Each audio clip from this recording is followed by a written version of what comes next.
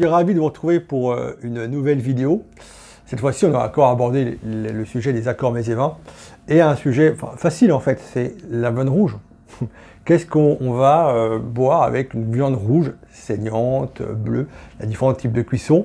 Je pars du principe que là, on va être sur un accord mets et vins typique justement avec la viande, en évitant bien sûr les sauces. Mais on va reparler un petit peu de tout ça. Évidemment, quand on aborde le sujet de la viande rouge, évidemment, ce qui nous vient à l'esprit, c'est quoi? C'est de marier ça avec un vin rouge, évidemment. Alors, il y a quand même quelques conditions à respecter pour arriver à un accord qui soit formidable. C'est surtout aussi l'idée de la cuisson. C'est-à-dire que la cuisson de la viande joue un rôle important. On parle encore une fois de point d'ancrage. Point d'ancrage, encore une fois, c'est arriver à trouver... c'est ce qui nous permet de créer en fait une liaison, une passerelle entre le plat et le vin. Donc, si on prend un point d'ancrage avec la viande, c'est forcément sa cuisson. Vous avez plusieurs types de cuisson. Pour les viandes rouges, vous le savez, on est sur la cuisson saignante, idéale, ou bleue, évidemment. Donc, on a bleu, saignante, c'est vraiment les deux cuissons à privilégier.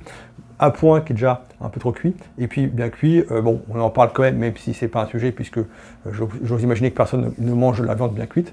Donc effectivement, ce sont deux modes de cuisson qui sont assez appuyés, et forcément qui auront un impact sur la texture, évidemment, de la viande, donc aussi un impact sur l'accord.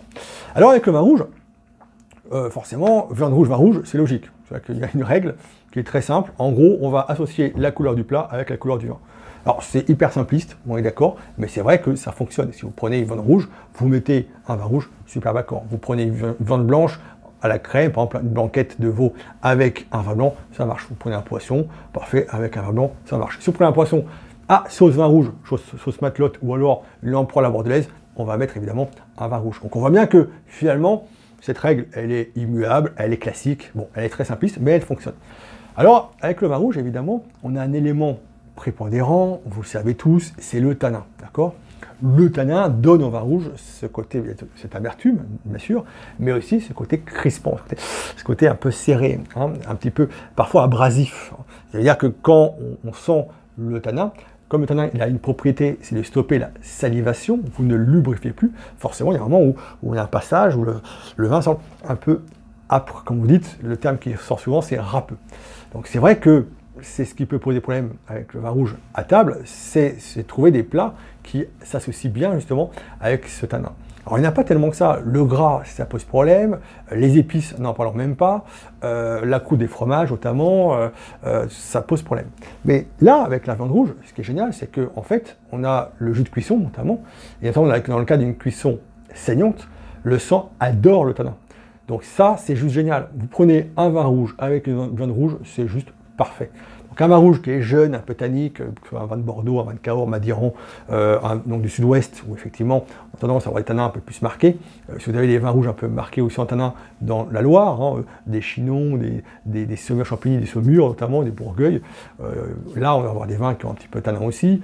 Partout, même en Bourgogne, un petit peu de tanin et aussi une trame acide qui fait qu'on va avoir des vins qui ont une belle structure de bouche. Dans les vins rouges du sud-est, donc effectivement, vallée du Rhône, du Nord notamment, et aussi du Sud, Languedoc, on va avoir des vins assez riches en tanin. Donc avec des vins tanniques, on associe sans problème en fait une viande rouge saignante qui adore le tanin. C'est un accord toujours remarquable.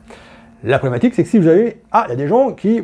Une drôle d'idée, ils mettent une sauce poivre. Ah ben, ils mettent une sauce au poivre, forcément, le point d'ancrage, il bascule non plus sur la cuisson de la viande, mais sur la crème ou la sauce au poivre, qui forcément, elle ultra domine le plat et la viande.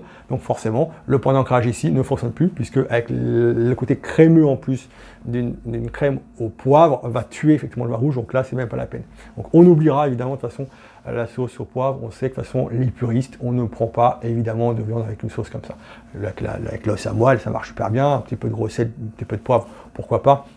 Mais là, l'accord marche bien avec un vin rouge et vin rouge tannique et viande saignante, c'est un accord parfait.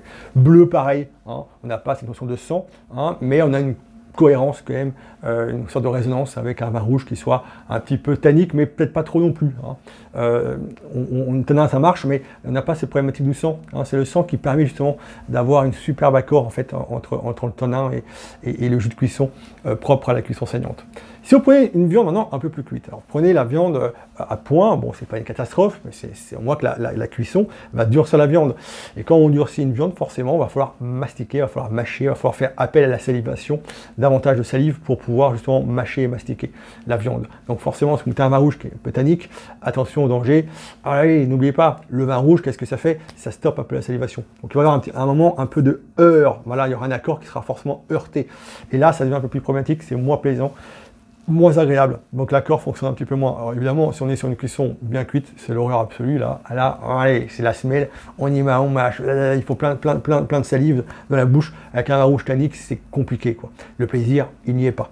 Donc forcément, en plus, on a une autre problématique, c'est que forcément, sur ces cuissons qui sont trop cuites, on n'a pas la persistance, on n'a pas le goût de la viande, on n'a pas le goût du jus de la viande. Forcément, ça ne fonctionne pas. Donc privilégiez bien sûr une cuisson bleue ou quand même saignante. Ça marche très bien avec ces types de vins rouges où on se fait plaisir. N'ayez pas peur cette fois-ci de sortir un vin rouge tannique, puissant, riche, un peu, voilà, qui soit un peu marqué par le tanin. C'est ce qui va bien en fait avec le sang, cette cuisson-là. Donc profitez-en. Vous avez des vins un peu jeunes, vous ne savez pas trop quoi en faire. Vous voulez les goûter, vous mettez ça sur la viande rouge, pas de problème, quoi. Évitez encore une fois de mettre des sauces épicées, quoi. Les sauces au poivre, ça ne peut pas marcher avec cet accord-là. Donc restez tout simplement sur cette notion, encore une fois, d'importance de gestion de la cuisson pour allier en fait avec le vin rouge. Attention aux cuissons trop riches, hein, trop marquées, qui vont justement poser problème avec des vins tanniques. Dans ce cas-là, si vous avez vraiment une viande à point ou bien cuite, bon, quelle idée, mais bon, pourquoi pas, mettez des vins qui ont peu de tanins, qui sont plus juteux, plus souples. Voilà, les vins de Bourgogne, les vins du Jura, voilà, ces vins qui ont un peu une gueule de vin blanc, qui sont moins problématiques, et qui pourront se glisser plus facilement sur le plat, hein, pour le rehausser.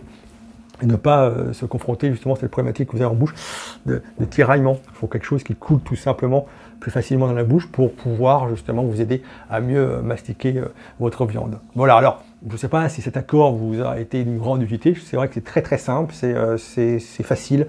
Vous le faisiez sans doute déjà, mais au moins vous avez quelques explications pour trouver des vins qui sont peut-être plutôt idéaux avec la viande. Cette notion de cuisson, cette notion aussi de tanin est importante à prendre en compte dans votre construction d'accords mets et vins entre la viande rouge et le vin rouge. Merci beaucoup et à bientôt pour une prochaine vidéo.